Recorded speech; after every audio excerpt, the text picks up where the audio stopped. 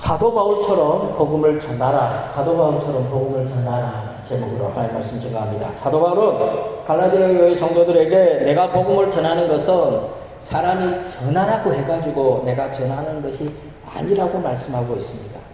그렇다고 내가 전하는 복음이 사람에게 받은 것도 아니고 누군가에게 배운 것도 아니라고 말합니다. 사도 바울은 내가 전하는 복음은 예수 그리스도께서 나에게 계시해 주셨다라고 말합니다. 사도 바울이 전하는 복음의 출처는 예수님이라는 겁니다. 사랑하는 성도 여러분, 예수 믿기 전에 사도 바울은 유대교회에서 배운 율법과 전통이 최고인 줄 알았습니다. 그래서 자신이 생각하는 것과 행동하는 것이 옳다고 생각했습니다. 그런데 다메섹 도상에서 부활하신 예수님을 만나고 난 다음에 바뀌었어요. 변했습니다. 사도 바울의 인생이 완전히 변했습니다. 사도 바울은 예수님을 만나기 전에 유대교의 열심이었죠. 보통 열심이 아니었어요. 그 열심으로 예수 믿는 사람들을 핍박하고 박해하고 죽이는 데까지 앞장을 섰습니다. 갈라디아서 1장 13절에서 14절 다 같이 읽습니다. 내가 이전에 유대교회에 있을 때에 행한 일을 너희가 들었거니와 하나님의 교회를 심히 박해하여 멸하고 내가 내 동족 중 여러 영갑자보다 유대교를 지나치게 믿어 내 조상의 전통에 대하여 더욱 열심히 있었으나, 그런데 그런 그가 예수님을 만나고 복음을 전하는 사도로 변했습니다. 유대인들의 입장에서는 이거 큰일 났죠. 난리 났습니다. 사도 바울이 누구였습니까? 유대인들의 입장에 서서 예수 믿지 않는 사람들을 핍박하고 그들이 복음을 전하지 못하도록 막는, 어떻게 말하면 선봉장의 역할을 감당했습니다. 그런데 그런 사도 바울이 예수를 믿는 거죠. 특히 사도 바울과 같이 예수 믿는 사람을 핍박하는데 앞장섰던 그 사람들은 사도 바울을 배신자로 낙인을 쾅 찍고 이 사도 바울을 반드시 죽여야 된다고 결의까지 합니다. 사랑하는 성도 여러분, 예수 믿기 전에 사도 바울은 보통 사람이 아니었어요. 오늘날로 말하면 천재입니다. 사도 바울은 천재, 바리새인 중에 바리새인, 로마 시민권을 가지고 있죠.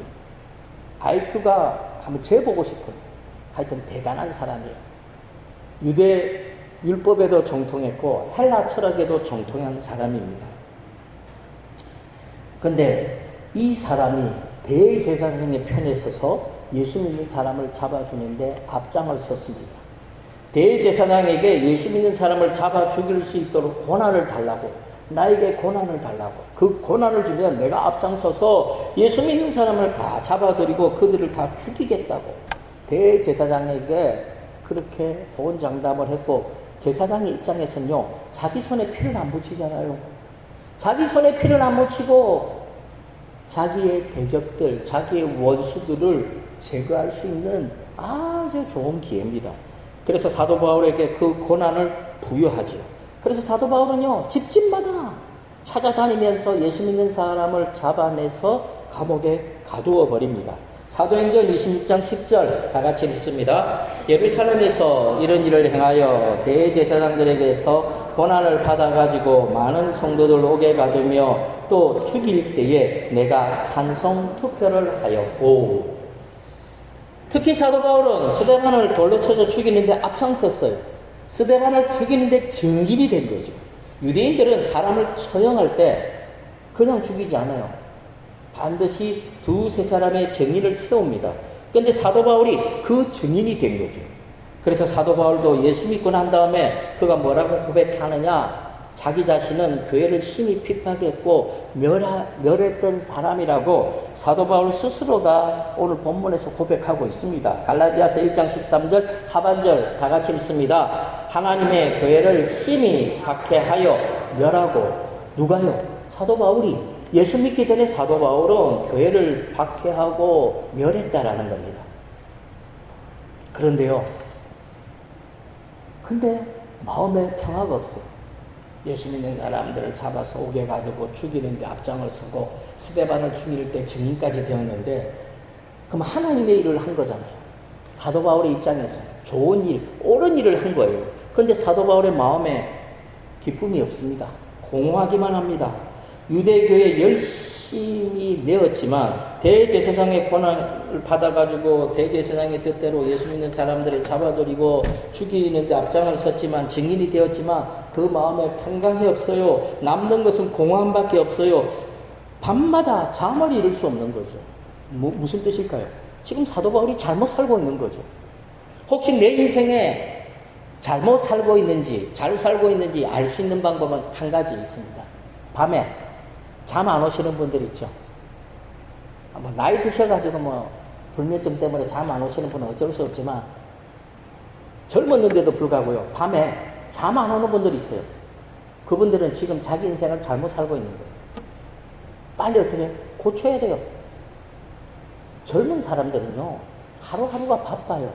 자기가 목적을 향해서 낮에는 열심히 달려가고 열심히 공부하고 한 시간이 아깝죠. 밤에요. 잠이 안 올 리가 있나요? 들어 눕기만 하면 자는 거죠. 예전에 어느 목사님은요. 별명이 삼초였대요. 삼초. 왜 삼초였는지 아세요? 잔다고 말해놓고 하나 둘 셋 하면 코 골고 자버립니다. 사랑하는 성도 여러분, 사도 바울은 자기 딴에는 하나님의 일을 한다고 생각했고 자기 딴에는 옳은 일을 한다고 생각했어요. 근데 마음에 평강이 없어요. 밤마다 잠을 이룰 수가 없어요. 그래서 사도 바울은 예수 믿기 전에 자신의 심경을 뭐라고 토로하느냐? 자신은 선을 행하는 것이 아니라 자신이 원하지도 않는 악을 행했다라고 사도 바울은 고백을 했습니다. 로마서 7장 19절 우리 다 같이 읽습니다. 시작. 내가 원하는 바 선은 행하지 아니하고 도리어 원하지 않은 바 악을 행하는도다. 그래서 사도 바울은 예수 믿고 난 다음에 오호라 나는 공고한 사람이로다. 이 사망의 몸에서 누가 나를 건져내랴. 사도 바울이 자기 자신에 대해서 공고한 사람이라고 고백을 했죠. 로마서 7장 24절 다 같이 읽습니다. 시작. 보호라 나는 공고한 사람이로다. 이 사망의 몸에서 누가 나를 건져내랴. 저와 성도님들도 마찬가지입니다. 저와 성도님들도 하나님을 주인으로 섬기지 않고 자기 옳은 대로 신앙생활을 하며 결국 사도 바울처럼 보호라 나는 공고한 사람이로다. 이 사망의 몸에서 누가 나를 건져내냐고 고백할 수밖에 없지요. 인생을 잘못 살 수밖에 없다라는 거예요. 아무리 돈을 많이 벌어도 아무리 세상에서 성공을 해도 남는 것은 그 마음속에 공허함밖에 없어요. 세상 그 무엇으로도 채울 수가 없습니다. 그러므로 예수를 만나기 전에 사도 바울은 누가 봐도 불행한 사람이죠. 낮에는 살기 등등해서 믿는 사람들을 잡아들이는데 혈안이 되었어요. 그 누구도 사도 바울에게 복음을 전하려고 할 엄두를 내지 못하는 그런 사람이 사도 바울이에요. 그런데 그런 사도 바울이 예수님을 만나고 난 다음에 완전히 변했습니다. 완전히 딴 사람이 되었죠. 사랑하는 성도 여러분, 사도 바울이 예수님을 만난 사건은 성경에 무려 4번 나옵니다. 4번. 사도 바울의 간증이라고 할 수 있겠죠. 내가 어떻게 예수를 믿게 되었는가. 내가 다메섹에 예수 믿는 사람을 잡아 죽이러 가는 그 도중에서 빛 가운데 예수님을 만났다. 그 고백, 간증을 무려 4번이나 기록이 되어 있어요. 일반적으로 사람들은요, 놀라운 체험을 했거나 충격적인 일을 경험하게 되면 주위 사람들에게 그 이야기를 할 수밖에 없어요. 사도 바울도 마찬가지입니다. 사도 바울도 자기 인생에서 가장 충격적이고 가장 놀라운 일을 경험했습니다. 그래서 자신이 다메섹 도상에서 예수님을 만난 사건, 내가 어떻게 예수를 믿게 되고 어떻게 이방인의 사도가 되었는지 그 사실을 간증할 수밖에 없지요. 그래서 사도 바울은 기회만 있으면 자신이 어떻게 예수를 만났는지 사람들에게 간증했어요. 그래서 무려 4번이나 똑같은 내용, 자신이 예수님을 만난 사건, 다메섹 도상에서 예수님을 만난 그 사건을 무려 4번이나 말을 하고 있는 겁니다. 사랑하는 성도 여러분, 사도 바울은 예수 믿는 자들을 잡아들일 수 있는 권한을 대제사장이 받았어요. 그 권한을 가지고 예수 믿는 사람을 잡아들이기 위해서 다메섹으로 가는 도중에 사도 바울은 예수님을 만난 거예요.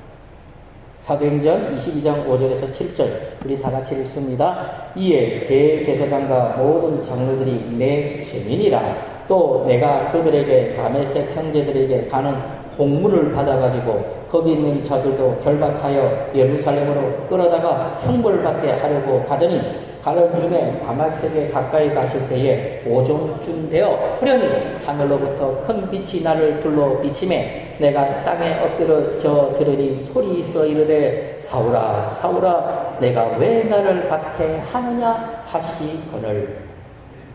그런데 자신이 예수님을 만난 사건을 사도 바울은 뭐라고 말하느냐? 예수님의 강권적인 역사라고 말하고 있어요. 무슨 말입니까? 예수님을 자기가 만나고 싶어서 만난 게 아니라는 거예요. 예수님의 강권적인 역사로 말미암아 자기가 예수님을 만났다라는 겁니다. 그런데 예수님을 만나는 순간 그 빛으로 말미암아 육신의 눈이 안 보였어요. 소경이 되어버렸어요. 그런데요, 육신의 눈은 어두워졌는데 사도 바울은 영적인 눈이 뜨여졌다라는 거예요. 육신의 눈으로 볼 때 예수님은 이단의 괴수였거든요. 그런데 육신의 눈이 어두워지고 영적인 눈이 뜨여지니까 예수님이 하나님의 아들로 보여지는 겁니다. 그 순간 사도 바울은 엄청난 충격을 받습니다. 땅바닥에 엎드려 꼼짝도 할 수 없습니다. 그래서 사도 바울에게는 잊을래야 잊을 수 없는 날이 바로 이 다메섹 도상의 사건인 거예요. 한번 생각해 보세요. 나는 지금까지 옳은 일을 한다고 생각했거든요. 나는 지금까지 하나님을 위한 일을 한다고 생각했어요. 근데 어느 날 갑자기 하나님이 찾아와가지고 내가 하나님을 위한 일을 한 것이 아니라 사탄 마귀를 위한 일을 했다는 사실이 깨달아졌을 때 그 사람의 마음이 어떨까요? 무너지는 거죠. 다 무너지는 거예요. 사도 바울도 지금 다 무너졌어요. 다 무너져 버렸어요.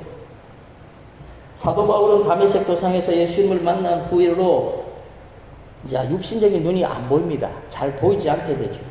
그러나 사도 바울은 자신이 소경이 된 충격보다 더 놀라운 충격은 자기가 핍박했던 예수 그리스도가 하나님의 아들이었다는 겁니다. 자신들이 그렇게 고대하고 기다렸던 메시아였다는 사실이죠. 그래서 사도 바울은요, 사시나무 떨듯이 벌벌 두려움에 떨어야 했어요. 넋이 나간 사람 같았어요. 미친 사람 같았어요.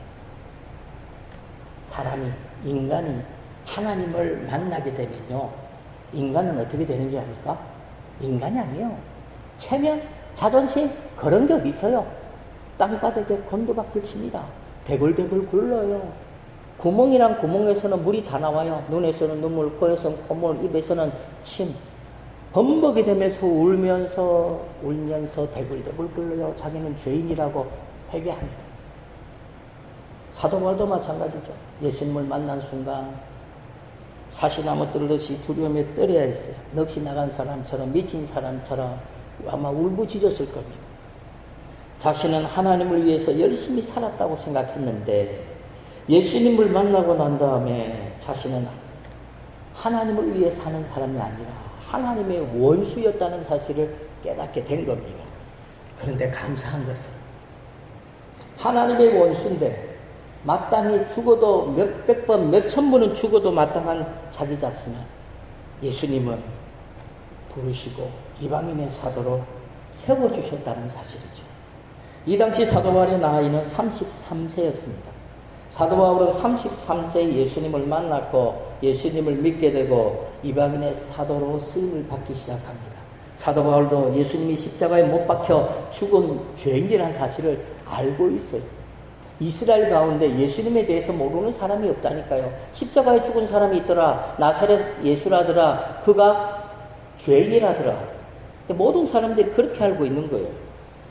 그래서 사도 바울도 십자가에 못 박혀 죽는 하나님께 저주받은 그 죄인을 믿는 사람이 있고 그 죄인을 전하는 사람이 있으니까 사도 바울의 입장에서는 분노가 터뜨리는 거죠. 그래서 그들을 이단의 괴수로 이단으로 취급하고 그들을 잡아들이는데 앞장을 섰던 거예요. 그런데 죽었다고 믿었던 예수님을 만났잖아요. 죽었다고 생각했던 예수님이 자기를 부르는 겁니다. 사울아, 사울아. 사도 바울의 충격은요, 이루 말할 수 없었습니다. 더 이상 예수님은 사도 바울에게 죽은 예수님이 아니었어요. 살아계신 하나님의 아들, 이 세상을 구원하러 오신 메시아였습니다. 그래서 사도 바울은 예수님을 믿게 되죠. 뿐만 아니라 이방인들에게 복음을 전하는 이방인의 사도가 됩니다. 그래서 사도 바울은 처음으로 예수님을 전할 때, 사도 바울이 처음 전도할 때 외쳤던 말이 무슨 말이냐면 예수님은 하나님의 아들이라는 거예요. 예수님은 하나님의 아들이라고 그는 처음 복음을 전합니다. 사도행전 9장 20절 우리 다 같이 읽습니다. 시작. 즉시로 각 회당에서 예수가 하나님의 아들이심을 전파하니, 예수님은 하나님의 아들이다. 너희들이 박해하고 십자가에 못 박아 죽인 그분은 하나님의 아들이다. 그런데 사도 바울은 하나님의 아들 이 예수 그리스도를 사도 바울은요 뭐라고 부르는 줄 압니까? 주인님이라고 불렀어요. 주인님. 우리는 뭐라고 부르죠? 주님이라고 부르잖아요. 주님이란 말이 주인님이란 말이거든요. 이 주인님이란 말은 누구에게 부르는 호칭입니까?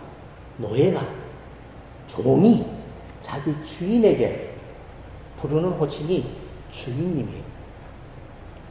그러므로 사도 바울은 예수님 앞에 뭐라고요? 종이라는 거예요. 나는 예수님의 노예입니다. 나는 종입니다.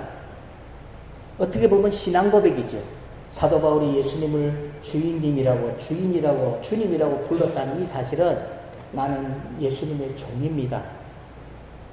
주인 되시는 예수님, 어떤 명령이라도 내려주십시오.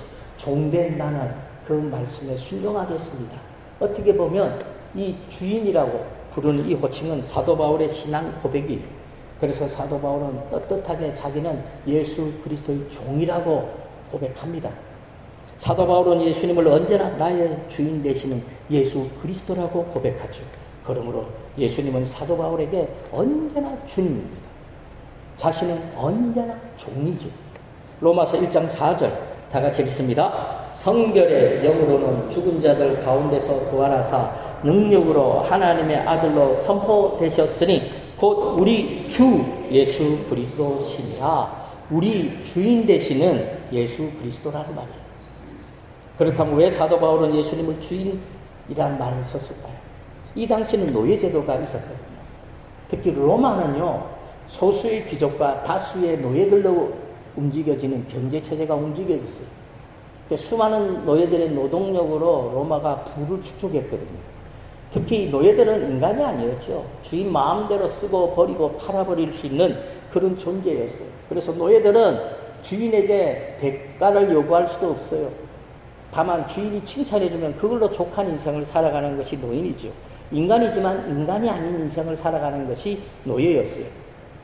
근데 이 당시에는 이 노예제도가 있었어요. 사도 바울은 잘 알고 있었어요. 그래서 자기는 예수님의 종이라는 거죠. 자신을 예수 그리스도의 종이고 예수님은 나의 주인이라고 부른 거예요. 그래서 자기는 언제나 주인 되시는 명령에 순종하며 살겠다라는 고백이죠. 뿐만 아니라 이방인들에게 예수님을 가장 잘 이해시킬 수 있는 말이 이 주인님이에요. 노예들에게 복음을 전합니다. 로마의 대다수는 다 노예들이거든요. 상인들도 노예였던 사람들이 해방을 맞아서 자유인이 돼가지고 상인들이 되고 평민이 되었지, 결국 그들의 태생들은 다 노예였어요. 왜 그러냐면 로마는 세계를 정복할 때마다 정복하고 그 나라 사람들을 다 노예로 삼았기 때문에. 그래서 예수님을 주인이라고 소개하면 노예 출신들은요, 누구보다도 주인 되신 예수 그리스도를 잘 이해할 수 있는 거예요. 우리가 예수님을 주여 주여라고 부르는 호칭이 바로 우리가 예수님을 주인이라고 고백하는 거죠. 그래서 아무 말을 할 수 없는 거예요. 주인 앞에 종은요, 아무 말을 못해요. 죽으라고 하면 죽어야 돼. 낭떠러지에서 떨어져라 하면 떨어져야 돼. 왜? 주인의 도구에 불과하기 때문입니다. 그래서 사도 바울은 오늘 본문에서 자신은 예수 그리스도의 종이고 주인 되신 예수님이 자기에게 복음을 계시해 주셨기 때문에 나는 지금 복음을 전한다, 이렇게 고백하고 있는 거죠. 자신은 사람들의 뜻대로 복음을 전하는 것이 아니라는 거예요. 내가 전하는 이 복음이 사람들에게 배워가지고 전하고 있는 것이 아니라는 겁니다. 예수님의 뜻대로 복음을 전하고 있다라는 겁니다. 이 복음은 사람들에게 받은 것이 아니에요. 예수 그리스도께 받은 것이라는 겁니다. 그러므로 예수님은 하나님의 아들이고 예수님은 그리스도시고 우리의 죄 문제를 해결해 주시는 분이라는 사실을 사도 바울은 많은 사람들에게 전했던 겁니다. 그래서 예수 믿는 길 외에, 예수 외에 그 어느 누구도 하나님의 자녀가 될 수 없고 예수 외에는 그 어떤 방법으로도 하나님의 나라에 들어갈 수 없다고 전한 겁니다. 그래서 사도 바울은 한평생 복음 전하는 삶을 살았어요. 예수 그리스도의 종으로서 자기 주장을 내세우지 않고 대가를 바라지 않고 언제나 주인 되신 예수님께 오직 순종으로 복음을 전하는 삶을 살아간 겁니다. 그러므로 저와 성도님들도 사도 바울처럼 예수 그리스도의 종으로서 세상에 믿지 않는 자들에게 복음을 전하시기 바랍니다. 멀리 보지 마시고 내 가족들, 내 부모님, 내 아들, 딸들, 내 남편, 내 아내들에게 복음 전하고 내 친척들에게, 내 이웃들에게 복음을 전할 수 있기를 주님의 이름으로 간절히 축원합니다.